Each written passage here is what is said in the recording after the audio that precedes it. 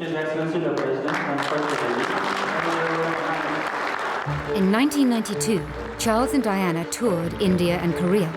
It proved to be a PR disaster. Diana appeared to be reveling in revealing the cracks in her marriage, with missed kisses, isolated photo calls, and moments of misery. In the UK, a series of newspaper stories had created a tabloid feeding frenzy. The scene is now set for a major circulation war between the tabloid newspapers. At the very centre, once again, the private lives of the Prince and Princess of Wales. Now the boys were older, more aware. The breakdown of their parents' marriage could no longer be hidden from them. It was very difficult for William and Harry to have to listen to their parents' marriage disintegrating in public. It must have been a nightmare for them. The Queen was forced to step in, and by the end of the year, the boys' parents decided to formally split. The separation was announced by the then Prime Minister John Major. It was a very defining moment for the entire world to see. It is announced from Buckingham Palace that, with regret, the Prince and Princess of Wales have decided to separate. Their Royal Highnesses have no plans to divorce, and their constitutional positions are unaffected. This decision has been reached amicably, and they will both continue to participate fully in the upbringing of their children. I think the boys were very unhappy and sad when they separated, but they knew it was coming. I mean, Diana told them, and Charles spoke to them too, about what was going to happen. So during the week, the boys would still be in their same bedrooms at Kensington Palace, and every weekend they would then go to Highgrove for the weekend anyway, and that sort of routine carried on. And at one stage, one of the boys said to Diana, actually they were now getting double everything because they got 2 holidays, 2 skiing holidays, 2 summer holidays. And of course they were sad, but William certainly realised that his parents just no longer could live under the same roof. I think Harry said he didn't see enough of either of his parents because they were constantly shuttling between the two as the separation happened.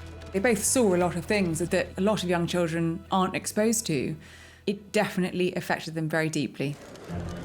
Aware of the public and private pain that her boys were exposed to, Diana then made a shock announcement, inspired in part by her desire to give more time to her children, away from the spotlight. When I started my public life 12 years ago, I understood the media might be interested in what I did. Clearly, Diana had snapped at that point, feeling that the media were intruding on her privacy, but more importantly, on the privacy of her children. But I was not aware of how overwhelming that attention would become, in a manner that's been hard to bear. She felt if she retired from public life, it would give her breathing space. Time to be with William and Harry, time to repair her relationship with them. I hope you can find it in your hearts to understand and to give me the time and space that has been lacking in recent years. Of course, her focus was going to be very much on the boys. I mean, I think she wanted to be around more to perhaps to talk to them, to help them if they wanted it, to discuss their lives. My first priority will continue to be our children, William and Harry, who deserve as much love and care and attention as I am able to give, as well as an appreciation of the tradition into which they were born. A month after her separation from their father, Diana treated William and Harry to a surprise holiday on a remote Caribbean island. We arrived on the island of Nevis, free of the press for 2 days. She was there with 2 friends of hers that had their children. She'd sort of, picked up 2 roaming children within the hotel and said, "Look, come and play with my sons." They were the same age group. She became the Pied Piper of Nevis for a while, just gathering in these people from this small plantation inn. I've always said that this holiday with Diana's friends was probably one of the best holidays that she'd actually had. This is a rare glimpse of the real Diana, seen here with 8-year-old Harry, now removed from the restraints of royal protocol and hidden from the gaze of the press. Diana is free to be the fun-loving, hands-on mum. This was a new chapter for Diana as a mother. She and Charles were now modern co-parents, sharing the duty of raising their sons.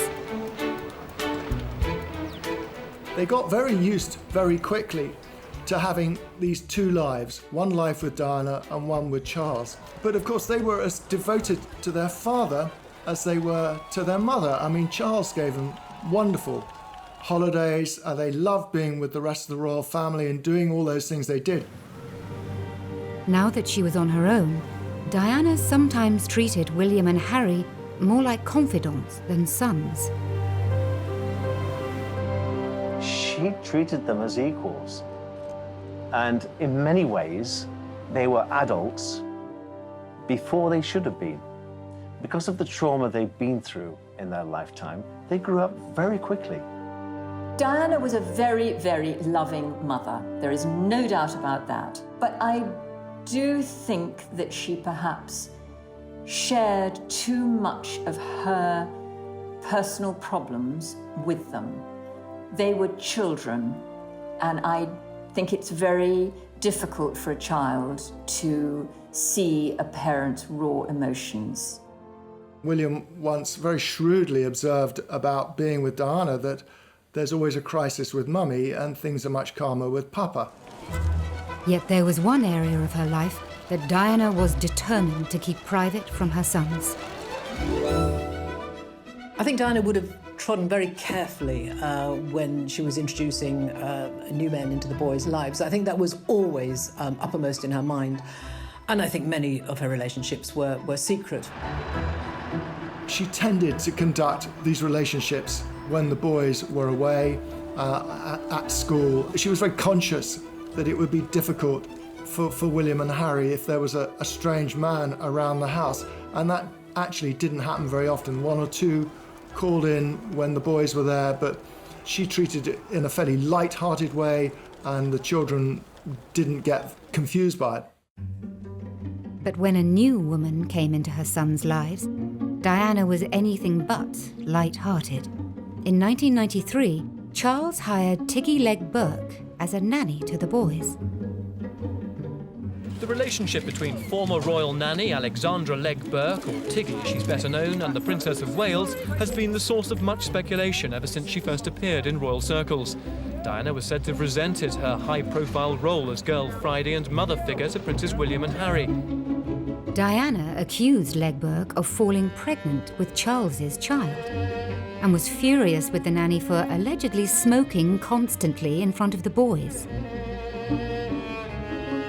Diana let it be known in no uncertain terms that she was extremely jealous, and she became vindictive about Tiggy Leg Burke, who became a central figure in the boys' lives after the separation.